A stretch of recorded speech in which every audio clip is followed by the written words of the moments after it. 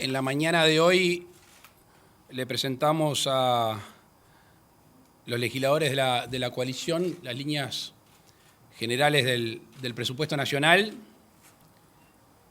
Ellas obedecen a un plan que se fue desarrollando durante la campaña electoral, en las etapas sucesivas, que se redondeó en el compromiso por el país que suscribieron los partidos de la coalición.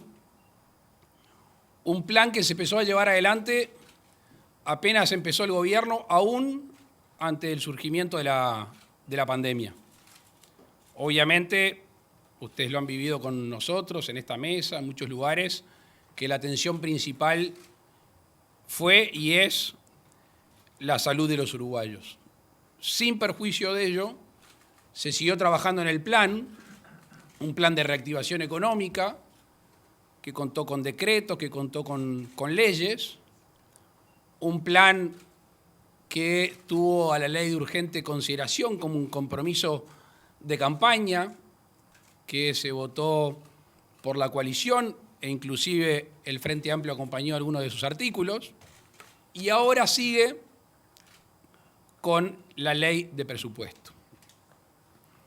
Una ley de presupuesto que está obviamente condicionada por los resultados de los gobiernos anteriores.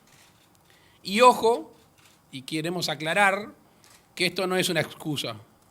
Nosotros no vamos a decir o no vamos a usar una excusa que podría ser válida, que no se van a poder cumplir con los planes por los números que recibimos.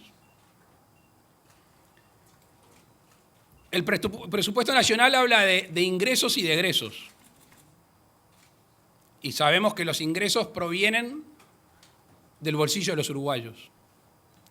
Y aquí, una vez más, un cumplimiento, un compromiso electoral. No vamos a aumentar los impuestos. Nosotros podemos cumplir el plan sin meterle la mano en los bolsillos a los uruguayos. Lo dijimos en campaña electoral, lo reiteramos, los bolsillos de los uruguayos no aguantan más carga impositiva. Segundo, este presupuesto es un presupuesto austero, es un presupuesto de ahorro. De nuevo, vamos a cumplir con el compromiso electoral que obviamente se retrasó por el COVID, de tener un ahorro en el entorno de los 900 millones de dólares o más. Con lo cual, el ahorro comprometido va a estar y la no suba de los impuestos también en este presupuesto nacional. El presupuesto nacional que es parte de la economía del país. Hay toda una economía del país que no pasa por el presupuesto nacional. Muchas veces la generación de empleo, muchas veces las inversiones, lo que hace al comercio exterior, es otro carril en el cual por lo general los uruguayos son los que le ponen el hombro y muchas veces son los gobernantes los que ayudan en ese sentido. Un presupuesto que tiene como centro a las personas, la vida de los uruguayos, la vida de los habitantes del país. Y tranquilamente les podemos decir que aún con las restricciones, aún cumpliendo con el plan de ahorros, aún sin aumentar los ingresos, se puede cumplir con los compromisos. Es un presupuesto que va a tener una profunda vocación de sensibilidad social, que tiene la generación de empleo uno de esos pilares fundamentales, que tiene la recuperación de una educación de calidad para generar oportunidades, que tiene, como lo dijimos en campaña, una apuesta a que esos miles de uruguayos que viven en condiciones indignas puedan tener una vivienda decente. Y estoy hablando de los miles de uruguayos que viven en asentamiento. Un presupuesto que habla de la clase media, que habla de la clase media también en lo que hace a la obtención de su vivienda. Un presupuesto que fortalece a la salud en las patologías y enfermedades históricas y también en las que se están dando con más frecuencia en lo que significa la salud mental. Un presupuesto que va a hacer hincapié en las adicciones. Esos miles de uruguayos, por lo general jóvenes, que son adictos y no tienen un tratamiento por parte del Estado a su alcance. Un presupuesto que va a destinar recursos y va a obtener recursos de manera extraordinaria para la generación de infraestructura tan necesaria para nuestro país y realmente generar esa descentralización para la igualdad de oportunidades.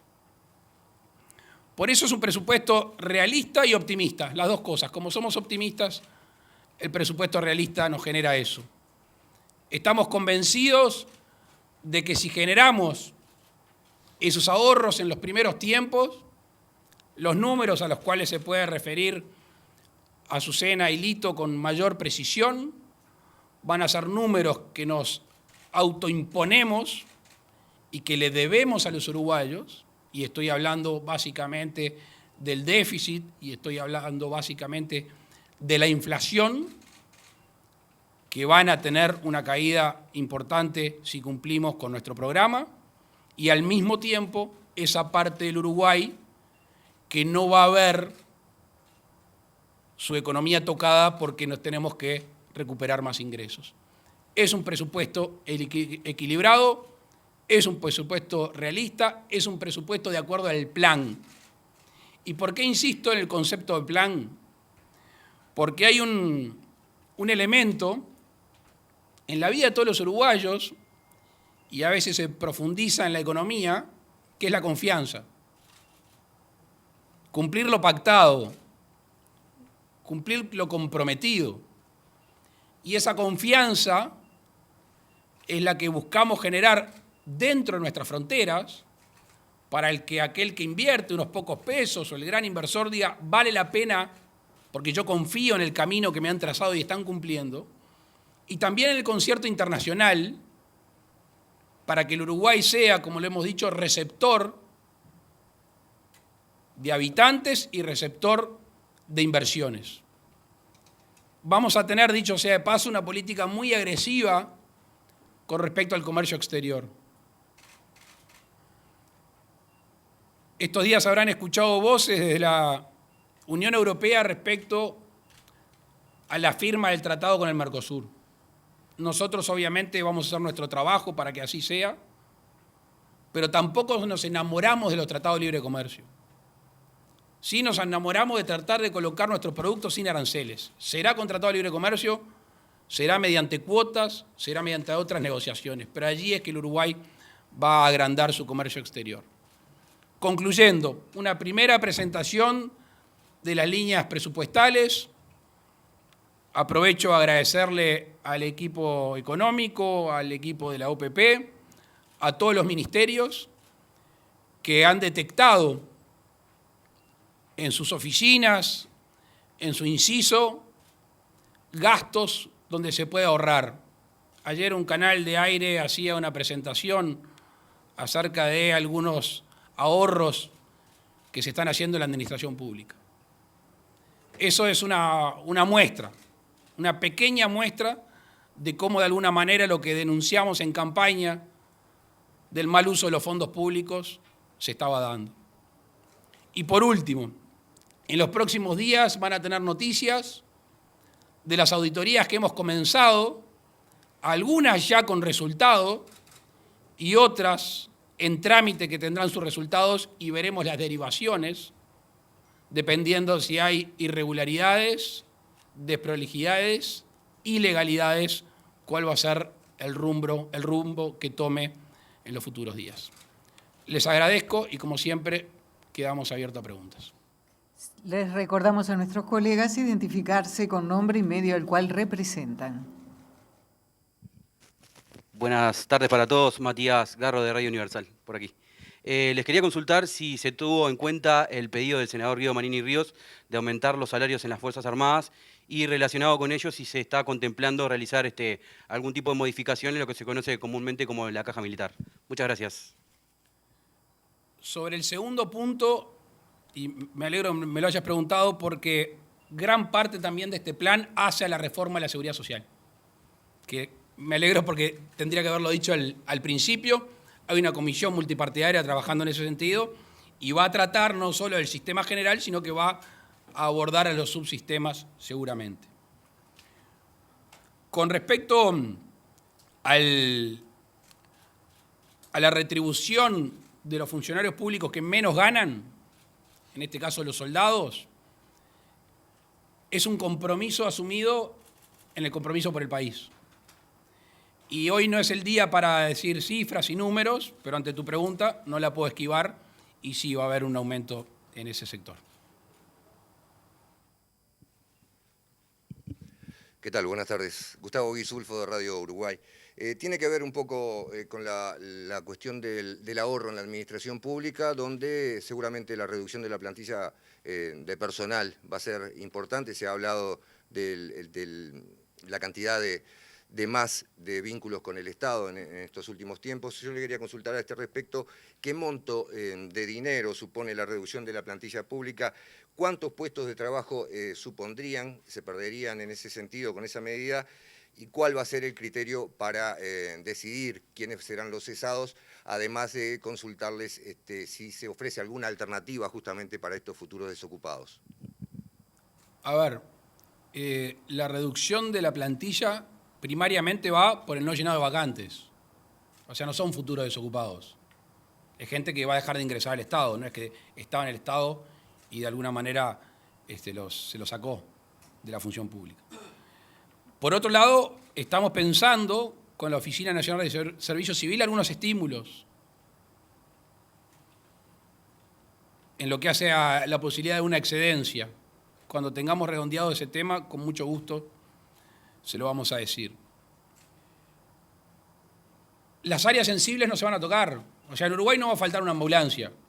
De hecho, van a haber más ambulancias. En Uruguay no va a faltar un docente. Ojalá que haya docente y más capacitado y con más herramientas. No se trata de afectar ningún área sensible. Todos sabemos que en muchas oficinas del Estado hay personal, pero superabundante. Y allí va a estar el cuidado de los recursos. Nosotros tenemos una obligación moral que es cuidarle de los recursos a los uruguayos. Ese es nuestro desafío y se va a lograr sin erosionar o sin perjudicar la función pública. Y hemos llegado a esa conclusión que nos tranquiliza mucho, porque imagínense que un presidente de la República, que su equipo económico te aparece y dice, bueno, vamos a recortar, que es el término que están usando algunos, y además vamos a dejar de ser eficientes o de prestar buena salud o buena educación. Al revés. Tenemos el deber de ser austeros y la confianza que con los recursos humanos y los recursos económicos, a paz de la logística, vamos a poder prestar igual o mejores servicios de lo que se venían prestando. ¿Qué monto supondría justamente la reducción en cuanto a los contratos, por ejemplo? Está perfecto. No quiero decir un número hoy, así como no comenté el número total, sí que va a superar los 900 millones de dólares. Cuando demos el número final, se puede llegar a desagregar, entre otras cosas, por el tema de los contratos. Sí, buenas tardes, Pablo Fernández del diario El País.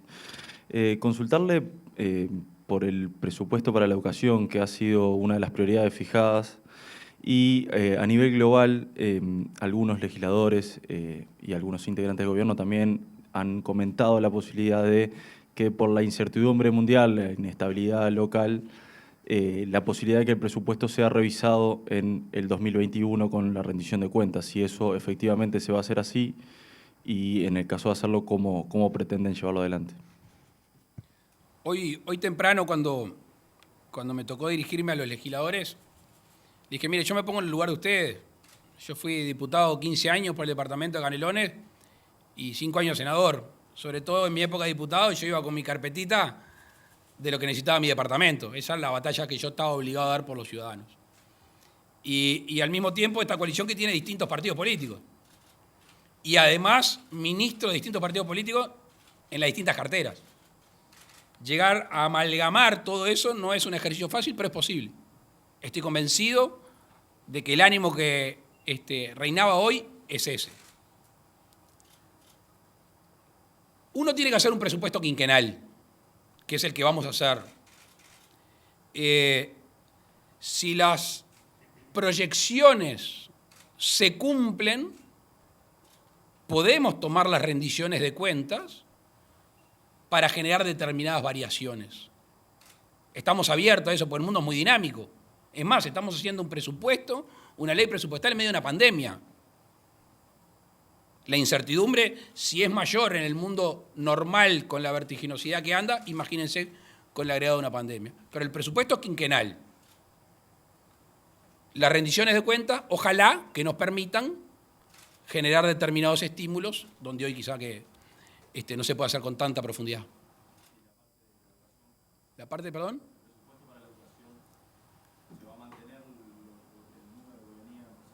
¿Quiere contestar la base? Claro, el presupuesto de la educación, por eso esta conversación, disculpen, no está cerrado aún. Hay una propuesta del gobierno, pero sobre todo la propuesta de la ANEP, que ustedes saben la autonomía que maneja, y por eso es uno de los elementos, uno de los sectores que termina cerrando de alguna manera. Hoy les puedo decir que hay consonancia, obviamente, entre las autoridades de la ANEP y el Ministerio de Economía y OPP. Buenas tardes a todos. Leonardo Silvera de Telemundo, Canal 12. Como decía, presidente, el presupuesto es quinquenal, pero se arma en medio de una pandemia, en medio también de reclamos que siguen insistiendo, por ejemplo, una renta básica, varios estudios internacionales que hablan de hasta 250.000 personas en clase media vulnerable que pueden caer en la pobreza. Vivienda y educación fueron marcadas como las prioridades. ¿Qué se va a hacer con estos números, con ese presupuesto, tanto para asistencias directas en MIDES, como también, usted decía, bueno, incentivar la reactivación económica con ese foco? Gracias. Primero con lo último, reactivación del empleo. No hay nada más digno para un ser humano que trabajar y llevar el dinero y el alimento para su casa. No hay nada más digno. Y cada vez que de alguna manera un trabajador sale del seguro de desempleo y lo retoma, para nosotros es una alegría. ¿Cómo va a terminar? Bueno, estamos viendo algún comportamiento. Y como lo ha dicho la ministra de Economía, y yo lo repito, nosotros no hemos agotado los gastos que podemos llegar a hacer debido a la crisis. No hemos ahorrado, hemos asistido. Y si eso se trata de una asistencia directa, lo va a seguir siendo. Estábamos recién viendo unos números que veo que los tiene la ministra de Economía en la primera hoja, como si supiera que iban a preguntar sobre ese tema. Asciende o va a ascender los gastos a 768 millones de dólares. Esa es la estimación que tenemos en virtud de la pandemia. Y si se tiene que gastar más, se va a gastar más. ¿Qué tal? Buenas tardes. Nicolás González de BTV Noticias, y la pregunta iba justamente a eso. Quería hablar un poco sobre las proyecciones en número en cuanto a los próximos años. Algo se supo hoy en cuanto a lo que dijeron los legisladores en base a la reunión que mantuvieron. Se prevé que la inflación siga creciendo, el déficit fiscal también.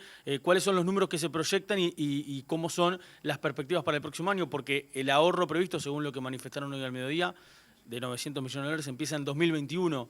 ¿Cómo se hace justamente la cuenta y cuáles son las expectativas que se tiene para poder comenzar a ahorrar esa plata? Gracias. El déficit va a crecer ahora. De hecho, ya está creciendo y veremos a dónde termina. 6,3. 6,5. Es la estimación que nosotros tenemos. Y acá es donde me pidió Azucena que no entre, pero un poquito voy a entrar. El año que viene va a haber una baja importante del déficit, según las proyecciones nuestras.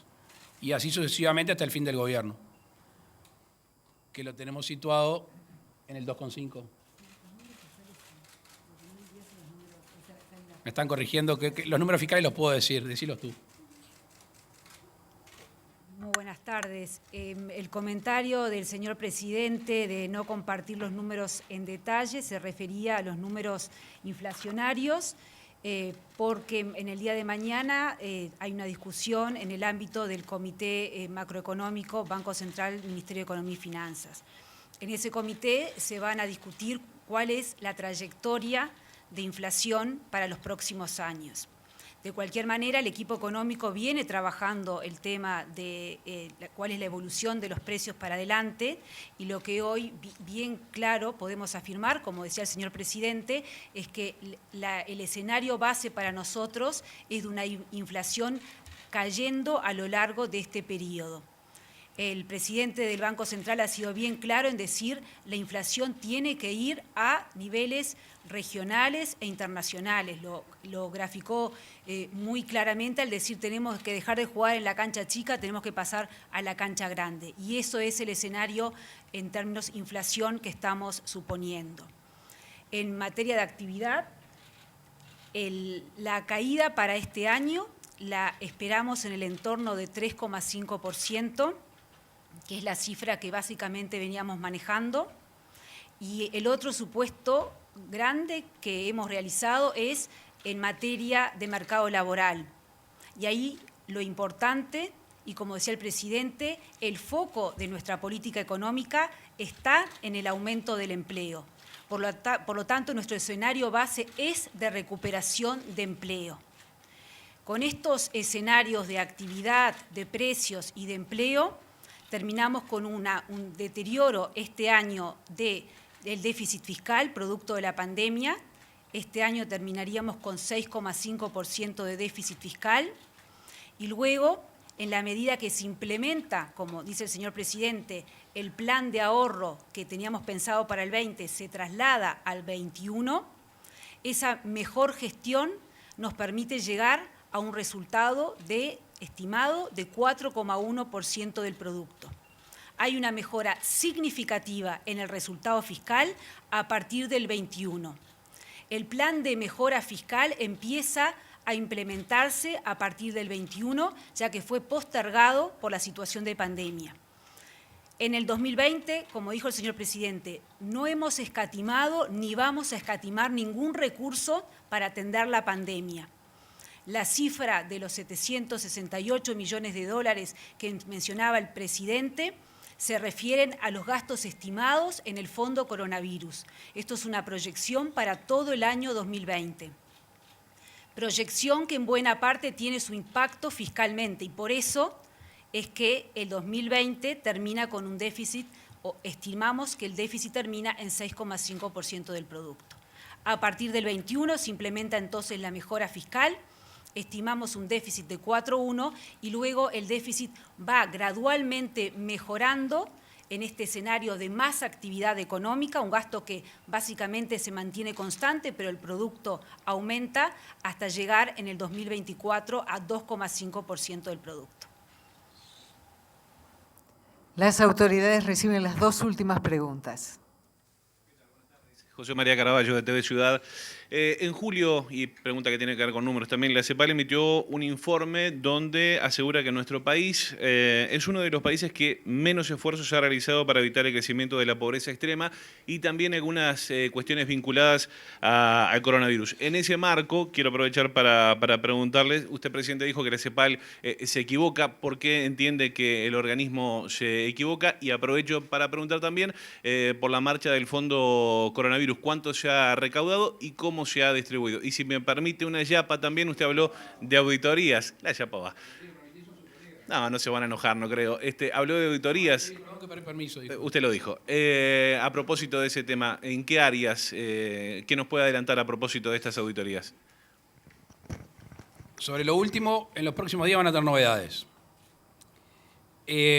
Sobre el informe de la CEPAL, los números que nosotros tenemos, que es el cuadrito que había traído la ministra de Economía, nuestra proyección son 768 millones de dólares, lo que hace a un 1,6 más o menos del producto, cuando se dice que es el 0,7. Hay medidas tomadas por el MIDE, 116, seguro de paro, el gasto son 396, reasignación de aporte 157, seguro de enfermedad 49, licencia de construcción 10, compra de insumos 40, todo eso suma 768, sin contar el SIGA, el Fondo de Garantía, que asciende a una posibilidad de crédito de 2.500 millones de dólares. La intención nuestra no es discutir con un organismo internacional, no nos parece lógico, simplemente que estos son los números que nosotros tenemos. Por lo que leí en el informe, se habla de una cifra de 400 millones de dólares en ese momento, que es lo que se tenía gastado, lo que se proyectaba gastar. Esta es la proyección nuestra. Pero insisto, me parece que discutir cifras, no sé, estas son las nuestras y son, aparte, son las del gobierno. Son verídicas, son tangibles. Para todo el año. Para todo el año 2020. Sí, más allá de, obviamente, que como dijo el presidente, no es para discutir. Hay que medir las cosas en general por su resultado. Los recursos involucrados importan en la medida que los resultados sean buenos, sean consistentes. Y el resultado de Uruguay, en estos términos, cuando uno mira la caída del nivel de actividad, está entre la tercera y la cuarta parte de las caídas de niveles de actividad de otros países. Por lo tanto, si uno tiene una caída del nivel de ingresos de la tercera parte o la cuarta parte de otros países, necesariamente parece lógico que debe destinar menos dinero, ¿sí?, a determinadas circunstancias. Si a usted le cae el ingreso 12%, bueno, la asistencia que tiene que tener el sector público, en este caso, para sostener una situación es una, si a usted le cae 3,5%, es otra menor. Entonces, los resultados son los que terminan marcando la situación y hasta ahora los resultados, afortunadamente, del Uruguay han sido mejores que los de la región y que, en general, de buena parte del mundo. Hay pocos países en el mundo con resultados mejores que Uruguay o parecidos a los nuestros hasta el momento. Es lo que tenemos que preservar. Dicho sea de paso, un agregado, esto no es casual, los resultados no son casuales. Ustedes lo vivieron acá, cuando se optó por no ir a una cuarentena obligatoria y al decir de la ministra de Economía no apagar los motores de la economía, eso hace, entre otras cosas, que no caiga tanto la actividad. Entonces, las medidas que se tomaron a tiempo y el tipo de medida hacen que tengamos registros como lo que comentaba el director de la OPP. A ver de nuevo. Ah, sí. Sí, estamos en un tire afloje con Azucena. La asignación de recursos tiene un proceso un poco engorroso debido a la transparencia de ellos. Pasan por varias oficinas, no los voy a aburrir con esta explicación. En ese sentido, el subsecretario Alejandro Astorza, que está ahí, es el que está encargado de este proceso. Cuando tengamos el número redondo de ingresos y egresos, que seguramente no va a ser el final porque seguimos en emergencia sanitaria, se los vamos a presentar claramente para que ustedes lo informe a la opinión pública y nosotros lo vamos a colgar en la web de Presidencia.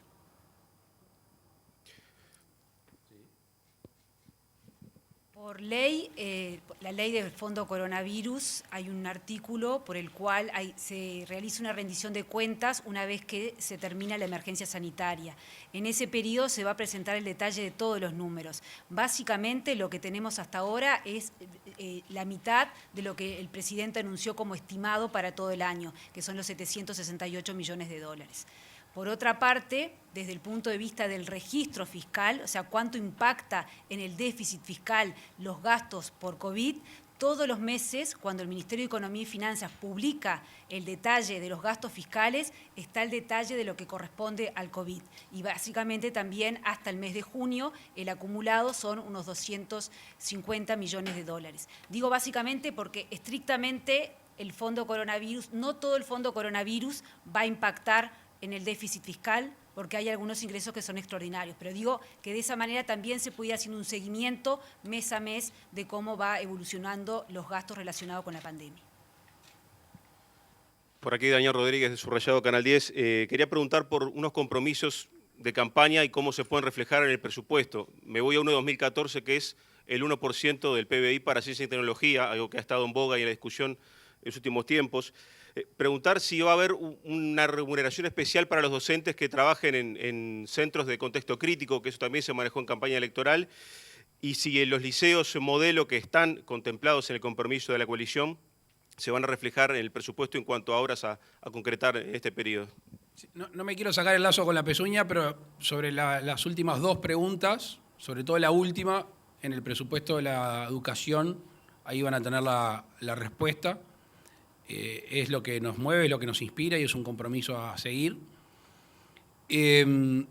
Con respecto a los docentes, tenemos un compromiso de fortalecer la formación docente y la profesión docente, y uno de los elementos es lo que tú mencionabas acerca del lugar donde le toca prestar su tarea docente. ¿Y la primera parte era? Ciencia y tecnología, el compromiso de 2014 de llegar al 1%. Sí, yo podría contestar que después del 2014 fue otro el que se sentó acá, después que firmó eso, pero no voy a contestar eso. Lo que sí voy a contestar que en el 2019 no se firmó ningún compromiso. Entre otras cosas, no firmé el compromiso, primero porque no se me pidió, y no lo hubiera firmado porque como se nos pidió un compromiso a los que éramos candidatos a presidente y se firmó ese compromiso y no se cumplió, a mí me parece que firmar algo que se acepta que no es cumplido no corresponde. ¿Me explico? O sea, quien lo firmaba en el 2014 ganó un partido político, un presidente de la República y no cumplió con ese compromiso. A mí no se me exigió ahora firmarlo. Si lo hubiera firmado, lo cumplo. Sobre el contenido de la pregunta, no se va a recortar el gasto en investigación y algunos programas se van a fortalecer.